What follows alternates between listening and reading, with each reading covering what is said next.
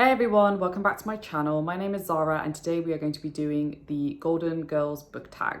Thank you so much, Evie, for tagging me. I really appreciate it. Sorry that it's taken so long, it's just been crazy, but finally I found some time to sit down and actually get it done.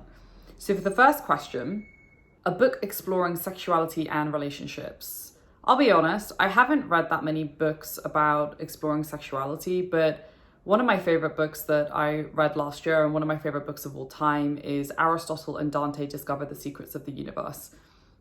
Oh, I just honestly, I don't know where to start with this book. It's amazing. It's so heartfelt. It's so pure. It's so raw. It's just a very heartfelt and touching story of two young men who start off as friends and their relationship develops and they're figuring out who they are, or at least one of the characters is really trying to figure out who he is and what he believes in and what he stands for.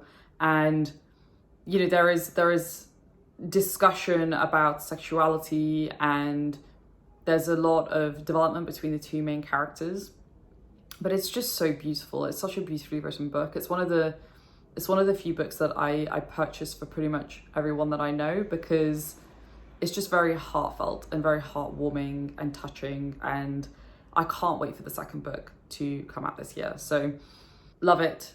Make sure you read it. The second prompt is a book that reminds you of where you grew up. So I grew up in Oxford in the United Kingdom, and I'm kind of cheating with this answer. My answer is Harry Potter, because the films were filmed in Oxford, the dining scenes, and then I think a couple of the scenes around Hogwarts are filmed in Oxford University, which is, you know, my family lives very close to Oxford University. So whenever I'm in Oxford, I feel like I'm in Harry Potter, genuinely. It just feels a little bit whimsical. And when you're around the old colleges, it's just it just feels like you're there.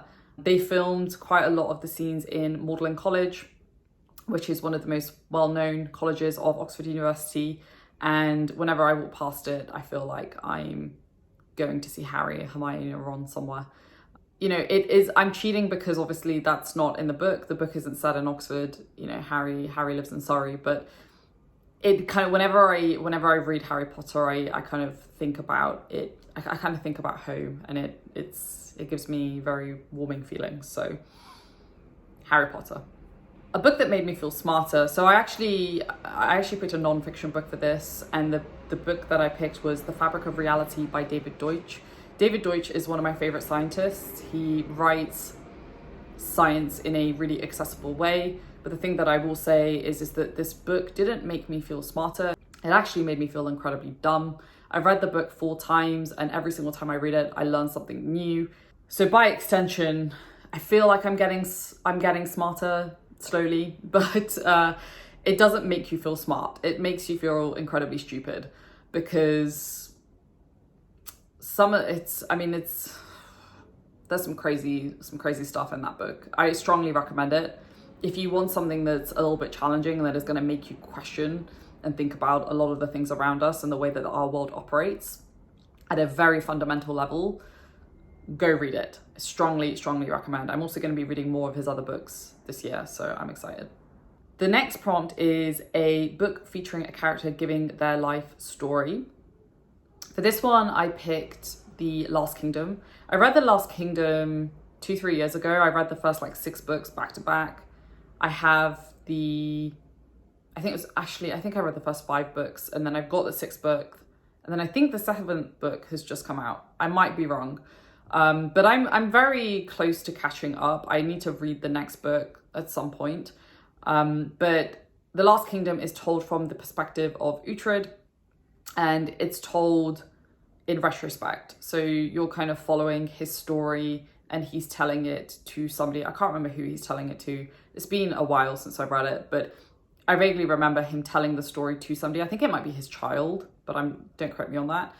And it's just him kind of reminiscing about his life and the journey that he went through to get to where he is at that point in the story. So I blitzed through those books pretty quickly. I read like 5 of them back to back. They're really well written. I haven't watched the show yet. I probably should. I love a good Viking show.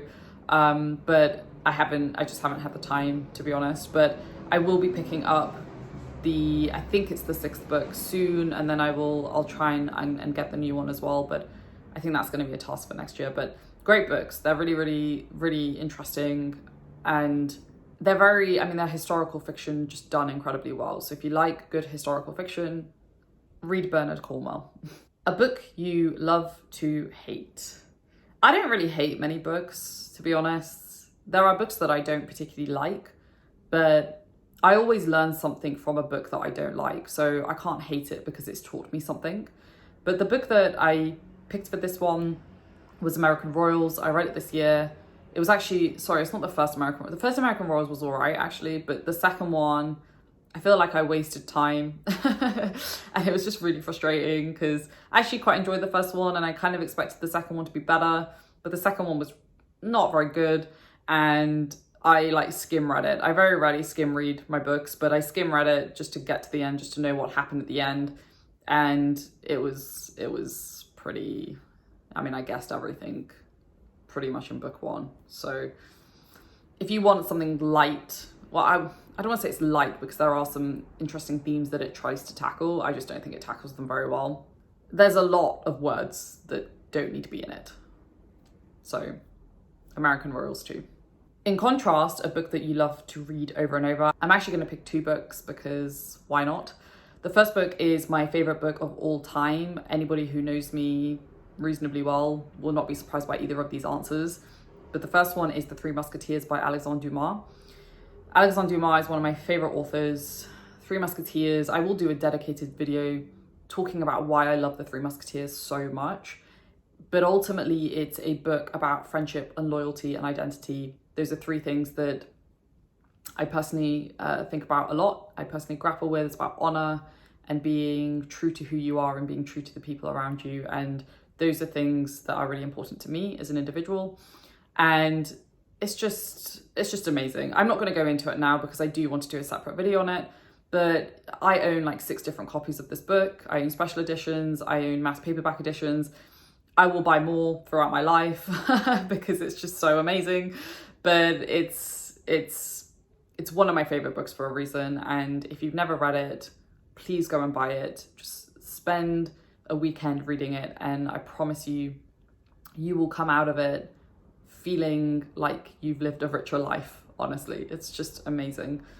And then the second pick is, and I'm not picking a specific book, I'm just going to pick the trilogy, and that is the First Law trilogy. Joe Abercrombie is another one of my favorite authors. I have 2 favorite authors, and that is Dumas and Abercrombie. And First Law, I'm also going to be doing a separate video on this, so I don't want to drag this on too long, but those books are perfection. They are, I will defend those books to my last breath. They are amazing. They're just, he just does characters just so well. Like I don't know how you can be that talented. Honestly, I don't get it. I don't get how somebody can be that talented at writing characters. They are just phenomenally written. He is just an auto-buy author for me, and I just love his writing. I love his characters. I love his plot. I love that it takes a little bit slow. I've normally said that I don't generally like slow starts, but with First Law, the payoff is just so worth it. And because it's so, I'm a character-driven reader, so because it's so character-driven in the first book, I don't mind the slow start because you're really getting to understand these people, their perspectives, their belief systems, what they stand for, who they are, all of these different things. So I don't, at the risk of just gushing about him for 10 minutes straight, I'm just going to stop there and just tell you to read both of those authors. Just go and do it now. Go buy the books. Just go. Next, a book exploring aging and the golden years. So I've not actually read any books that explore necessarily the golden years of being older, but I read a book a couple of months back about aging, I guess, and that is And Every Morning the Way Home Gets Longer and Longer by Frederick Bachman. Frederick Bachman, really, really great author. I loved Anxious People. I read it in like a couple of hours because I was absolutely hooked and I needed to know what happened. But I read this as in between a series that I was reading. I actually can't remember what I was reading. It might have been Faithful and the Fallen, actually. But I picked it up and I read it in like an hour, I think. And it's a really, really sad, but also somewhat joyful book. It's about one of the characters having dementia, and his memories of his family are deteriorating throughout the progression of the book, and he's spending time with I think it's his grandson, and they're just talking about different aspects of his life. And it's one of these books. I don't really cry in books. I didn't cry in this book either, but I was very close to it. It's one of the books that has made me get very close to that point. It has to something, I mean, like, I don't think I've ever actually cried in a book now that I think about it, but I was pretty close with this one. It's very sad, but there's also like nuggets of happiness in it. So I definitely think you need to be in a very specific mood to read it, but it's one I also recommend, but timing is important. But great book. Really enjoyed it. And then last but not least, a book featuring a strong friend group. I had two options for this. I'm not really happy with either option, but I'm just going to go with it anyway. The first one is Mistborn Era 1.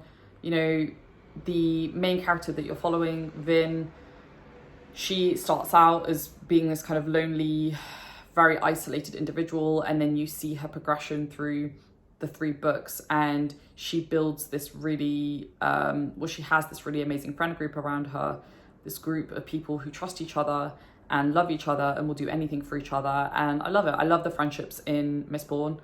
I love how the kind of different dynamics play out, the different personalities play out, and I think it's done really well. Like, I think Brandon Sanderson really does a good job of showing how different character dynamics play against each other or with each other, and Mistborn is a really good illustration of that. So definitely Mistborn is one that, if you're looking for a strong friendship group, you know, it's a little bit of a slow start. It takes time to get there, but once it gets there, you're like, you're in it with these characters and you're in it with this group, and you feel like you're a part of the group as well, which is awesome. And then the second book I picked was the first book in the Wheel of Time, and that is The Eye of the World. I read The Eye of the World. It was the last book that I read last year, and I really enjoyed it. I know there's a lot of like mixed feelings about Wheel of Time. I know there's a slump at some point, blah, blah, blah. I'm not going to go into any of that, but reading the first book in isolation, I really enjoyed the dynamic between the three kind of young men who are introduced in the story, and then you have a couple of female characters who come into that. And I just like the friendship group. It kind of reminded me, it actually still reminds me of a friendship group that I have with 2 of my best friends who I've known since school. And I kind of feel like we're like the 3 of them in some ways. I'm excited to see how it develops in the ongoing books, but I thought it was done really well. I like that they're kind of there to protect each other and have each other's back, and there's a trust there that I really like. And I think Robert Jordan does a really good well of showing that as well. So those are my 2 picks. I don't feel like I'm super satisfied with either of them, but I do think they both have good friendship groups in them. So there we go. So anyway, that's the end of the tag. Thanks again, Evie, for tagging me. I'm not really sure who to nominate. If you haven't done it, please go do it. I want to nominate some Bookstagrammers. I don't know how you guys are going to do it. Maybe just do it on your Bookstagram, or don't do it if you don't want to, no pressure. And that is Charmaine, Ajna, and Angela. I'd love to see what you pick for this. And yeah, if you haven't done it and you want to do it, please do it and let me know, and I'll definitely jump in and watch. But anyway, that's the end of the video. Thanks guys for watching, and I will speak to you soon. Stay safe and see you in the next video. Take care. Bye.